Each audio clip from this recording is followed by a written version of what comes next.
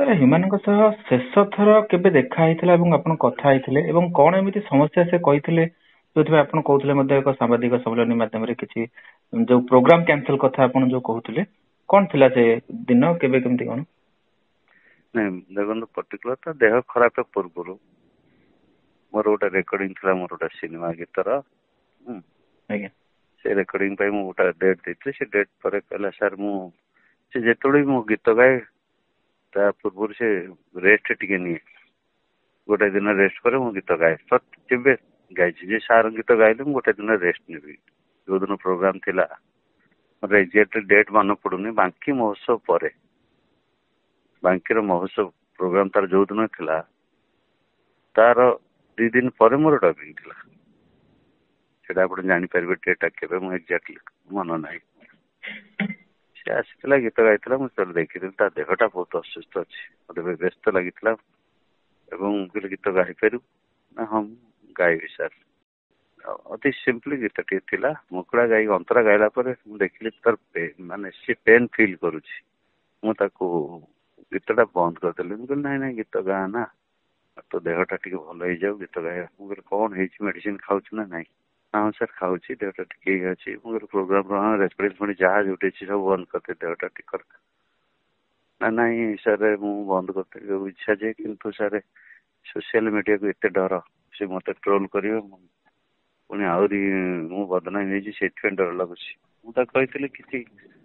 ଡରିବା କିଛି ଆବଶ୍ୟକତା ନାହିଁ ତୁ ଯୋଉ ଦିନ କହିବୁ ସେଦିନ ଆମେ ପ୍ରେସ୍ ମିଟ୍ କରିବା ତୁ ମତେ କହିଲା ପରେ ମୁଁ ମିଡିଆ ସବୁ କହିବି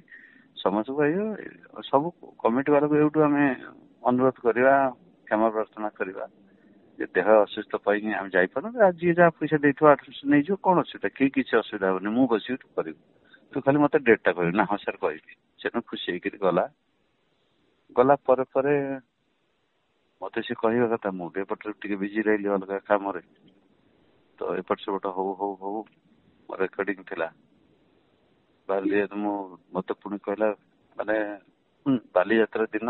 ମୁଁ ଥାଏ ପୋଲିସ ଡିପାର୍ଟମେଣ୍ଟର ଗୋଟେ ଆୱାରନେସ୍ ପ୍ରୋଗ୍ରାମ ଥାଏ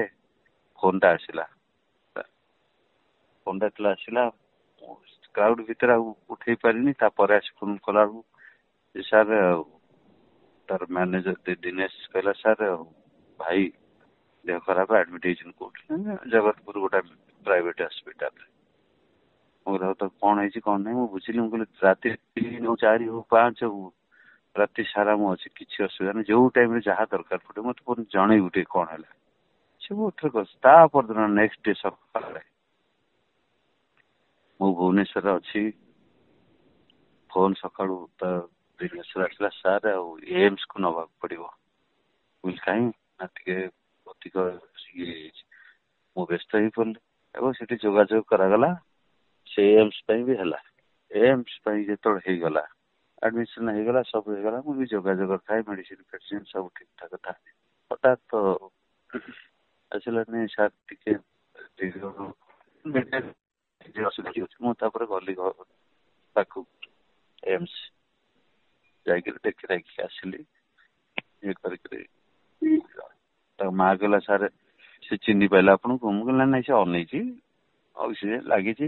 ଠିକ ଅଛି ହେଇଯିବ ଭଲ ହେଇଯିବ ମହାପ୍ରଭୁ ଅଛନ୍ତି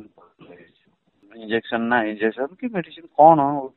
କୋଲକାତାରୁ ଯୋଉ ମଗାଇବା ଟେକ୍ନିକାଲି ତ ମୁଁ କହିପାରିବିନି କଣ କହିଲେ ଏଇଟା କହିଲେ ଡକ୍ଟର କହିଲେ ଯେ ଏଇଟା ଗୋଟେ ଡେଞ୍ଜର ଟାଇମରେ ଲାଗେ ଯଦି ଏଇଟାକୁ ସର୍ଭାଇଭ ମାନେ ରିସିଭ କଲା ରେସ୍ପଣ୍ଡ କଲା ତାହେଲେ ସର୍ଭାଇଭ କରିଯିବ ମୁଁ କହିଲି ନା ନିଶ୍ଚିତ ସର୍ଭାଇଭ କରିଯିବ ବ୍ୟସ୍ତ ହନା ଠାକୁରଙ୍କୁ ଡାକିକିରି କଲି ଜଷ୍ଟ କିଛି ସମୟ ପରେ ଗୋଟେ ଫୋନ ଆସିଲା ଯେ ହ୍ୟୁମାନରେ ଏଭଳି ଅବସ୍ଥା ମୁଁ ବିଶ୍ୱାସ କରିପାରିଲିନି ପୁଣି ଦିନେଶକୁ ଫୋନ କଲି ଦିନେଶ ଲାଗି ଉଠେଇଲାନି ବ୍ୟସ୍ତ ହେଇଗଲା ସବୁ ମିଡିଆରେ ଆସିଗଲା ଯେ ହ୍ୟୁମାନ ଦେହାନ୍ତ ହେଇଛି ସବୁ ମତେ ଫୋନ କଲେ ମୁଁ କହିଲି ନାଇଁ ମୁଁ ତ ଏବେ ଜଷ୍ଟ କଥା ହେଇଛି ଠିକ ଠାକ ଥିଲା କଣ ଥିଲା ମୁଁ ବ୍ୟସ୍ତ ହେଇପଡିଲି ତାପରେ ମୁଁ ମେଡିକାଲର ଜଣେ ସାରଙ୍କ ସହିତ କଥା ହେଇ କନଫର୍ମ ହେଲି ଯେ ନାଇଁ ତାର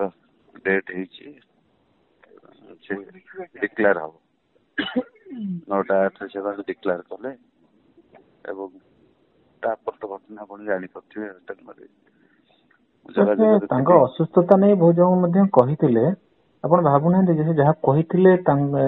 ଟିକେ ଅବହେଳା ହେଇଗଲା ବା ସେମାନେ ଅବହେଳା କରିଦେଲେ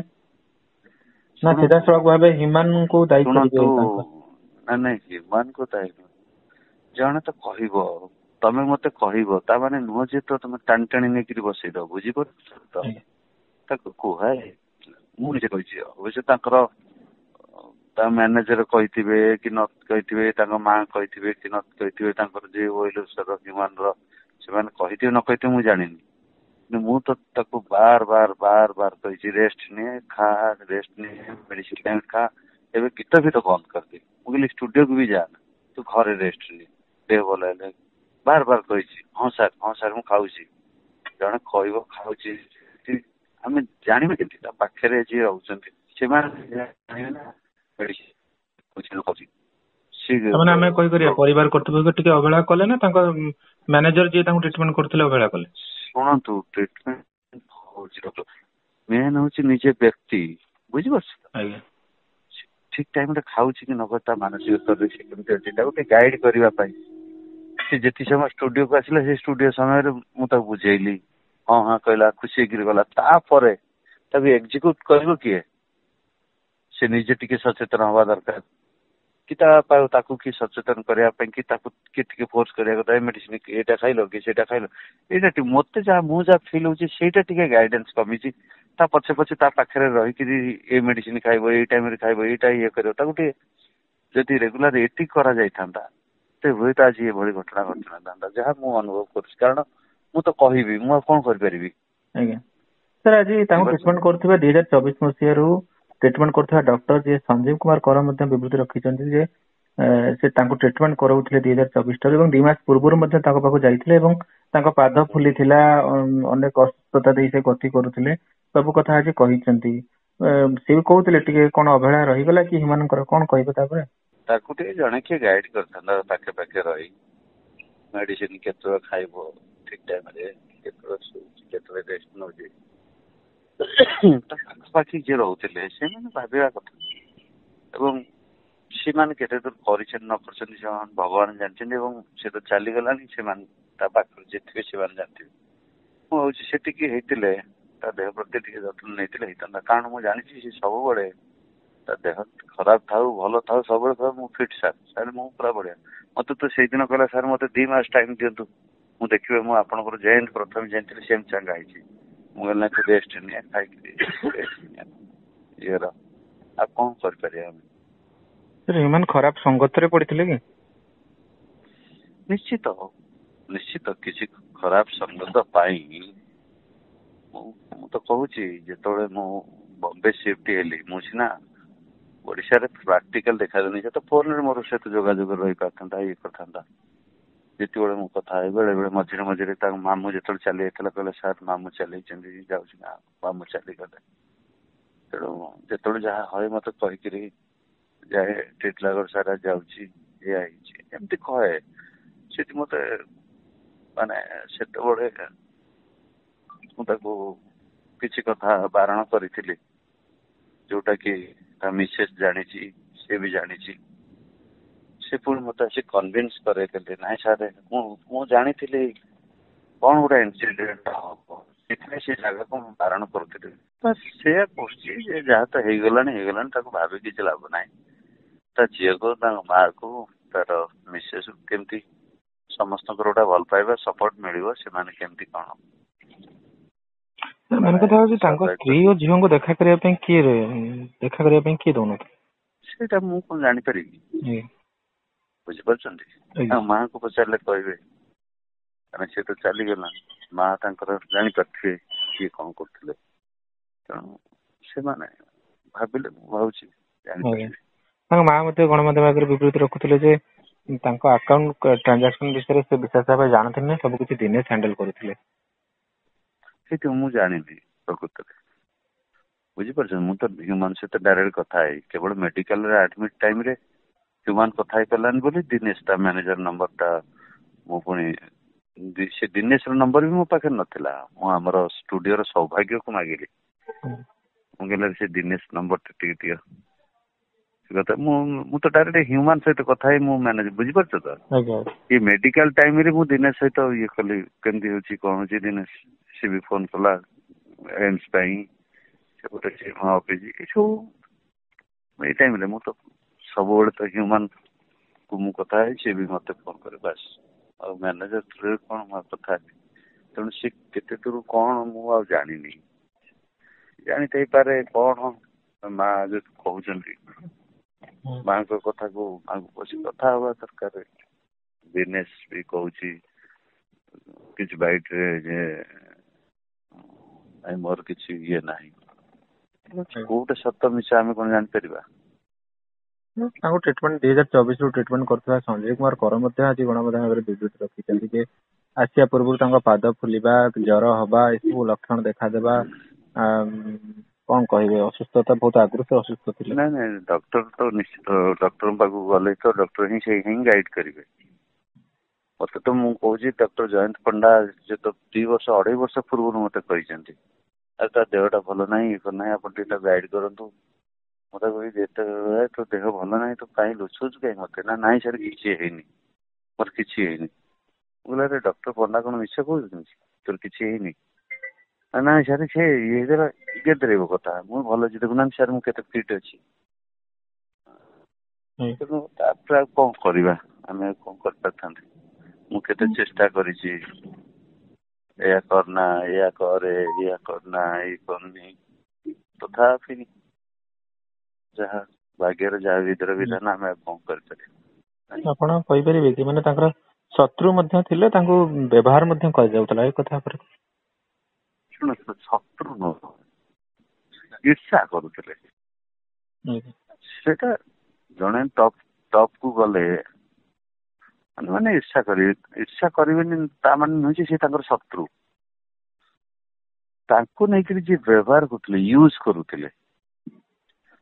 ପଇସା କମଉଥିଲେ କି କଣ ଫାଇଦା ନଥିଲେ କି କଣ ସେମାନେ ଶତ୍ରୁ ନୁହଁ ସେମାନେ ଗୋଟେ ଟ୍ରାପ କରିବା ପାଇଁ ଯେ ଏମାନେ ଆମ କ୍ଲଜରେ ରହିଲେ ଆମର ବିଜନେସ ହବ ଆମେ ହ୍ୟୁମାନଙ୍କୁ ନେଇ ବେପାର କରିବୁ ଆମେ ହ୍ୟୁମାନଙ୍କୁ ନେଇ ଇଚ୍ଛା କରିବୁ ଏଇଟା ଥାଏ ଏବଂ ସେଟାକୁ ବ୍ୟାଡ ହାବିଟ କରେଇଦେଲେ ସେଟାକୁ ବ୍ୟାଡ ହାବିଟ ଟା ତ ସ୍ଲୋ ପଏଜନ ହେଇଗଲା ନା ସେ ଯୋଉ ନିଶା କଥା ପଡିଛି କାହିଁକି ନିଶା କଥା ପଡିଛି ସେଟା ଗୋଟେ ବ୍ୟାଡ ହାବିଟ ନା ଆଉ ନିଶା ତ ଯେକୌଣସି ଲୋକ ଖାଇଲେ ବି ସେଟା କ୍ଷତି ନା ଆଉ ସେଟା କଣ କେବଳ ଶତ୍ରୁ କଣ ନିଶା ପିଆଇ ଦେଇକି ସେମାନେ ଗୋଟେ ସଙ୍ଗତ ଇଏ କରିକିରି ବୁଝିପାରୁଛନ୍ତି ସେଟା ଗୋଟେ ନିଶା ଇଏ କରିକି ଦେଖୁଥିବ ଯୋଉମାନେ ଟିକେ ନିଶା ସେବନ କରନ୍ତି ଏବଂ ତାଙ୍କର